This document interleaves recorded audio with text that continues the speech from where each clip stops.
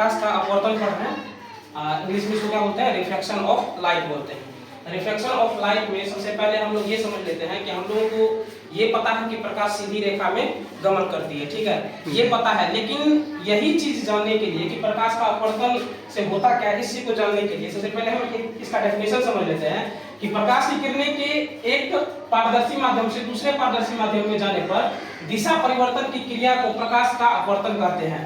जब प्रकाश एक माध्यम से दूसरे माध्यम में जाती है तो क्या होती है? दूसरे माध्यम में जाने पर उसका दिशा जो है परिवर्तित हो जाता है। इसी को हम लोग क्या करते हैं? प्रकाश का अपवर्तन करते हैं। इसको समझने के लिए पहले हम एक प्रयोग कर लेते हैं। जैसे ही एक मान लो कि बाल्टी दिए और बाल्टी में हमने क्या किया, एक सिक्का रखा और हम अपने आप को वहां पर रखे जहां से वो सिक्का दिखाई नहीं दे रहा है, ठीक है। तो हमको क्या लगा कि यहाँ से ये सिक्का तो दिखाई नहीं दे रहा है, लेकिन फिर हमने किसी को बोला कि आप एक काम करो, उसमें थोड़ी थोड़ी पानी डालते जाओ। तो क्या हुआ कि कुछ समय बाद ये दिखा कि ये जो प्रकाश, ये जो सिक्का है, ये एक मान लो कि सिक्का की परिस्थिति ये पानी डालने से पहले ए पे थी, अगर ये ए जैसे ही पानी डाला गया तो ये क्या हुआ? ए डैश पे। ये प्रकाश के अपवर्तन के कारण ये हमको ए डैश पे दिखाई देने लगा, जिसकी वजह से ये हमको आसानी से दिखाई देने लगा, ठीक है। ये आराम से पानी डालने पर ये प्रकाश के अपवर्तन की वजह से क्या हो गया?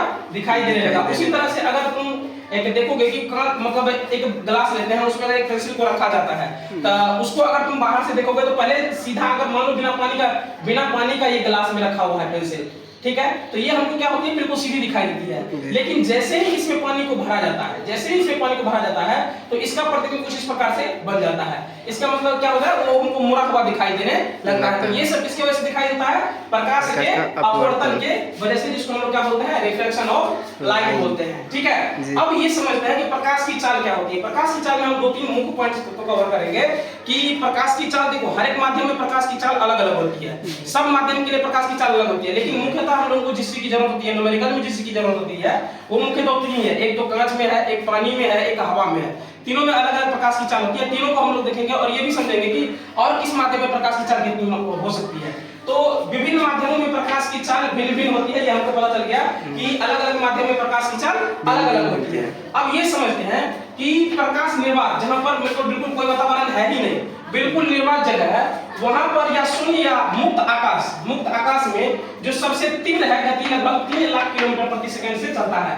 प्रकाश की चाल सबसे ज्यादा अगर कहीं पर होती है तो वो कहां पे होती है? निर्वात में होती है, या मुक्त आकाश तुम बोल सकते हो, या फिर उसी को हम लोग शून्य भी बोलते हैं, ठीक है। यहाँ पर प्रकाश की चाल सबसे ज्यादा होती है, ठीक है, लगभग 3 लाख किलोमीटर प्रति सेकंड की रफ्तार से ये प्रकाश की चाल चलती है।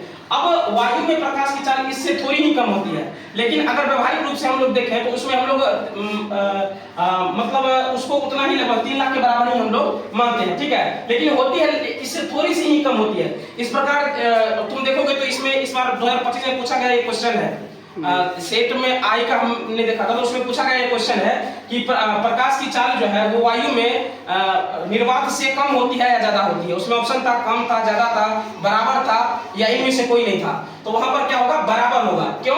क्योंकि वायु में प्रकाश की चाल थोड़ी सी कम होती जरूर है, लेकिन होता क्या, व्यवहारिक रूप से हम क्या करते हैं, निर्वात में प्रकाश की चाल के इसको बराबर मान लेते हैं, ठीक है। दूसरा है वायु में प्रकाश की चाल, पानी में प्रकाश की चाल लगभग 2,25,000 किलोमीटर प्रति सेकंड होता है। जो पानी है उसमें लगभग 2,25,000 किलोमीटर प्रति सेकंड होता है, ये प्रकाश की चाल होती है, ठीक है। और कांच में प्रकाश की चाल लगभग 2 लाख किलोमीटर प्रति सेकंड होती है। तो हमको तीन चीजों में प्रकाश की चाल की पता चल गई। सबसे पहला निर्वात में 3 लाख किलोमीटर प्रति सेकंड, दूसरा हमको पता चला पानी में, ठीक है, लगभग 2,25,000 किलोमीटर प्रति सेकंड, और उसके बाद पता चला हमको कांच में लगभग 2 लाख किलोमीटर प्रति सेकंड। तो थोड़ा बहुत कम है, लेकिन ये वायु में और निर्वात में ये हम मान सकते हैं कि वायु और निर्वात में क्या होता है, दोनों जगह पे प्रकाश की चाल जो है लगभग बराबर होती है, ठीक है। तो इसलिए अब अगला जो पॉइंट लिखे हम कि वायु की अपेक्षा पानी में वायु की अपेक्षा पानी प्रकाश का सघन माध्यम है, या पानी की अपेक्षा वायु प्रकाश का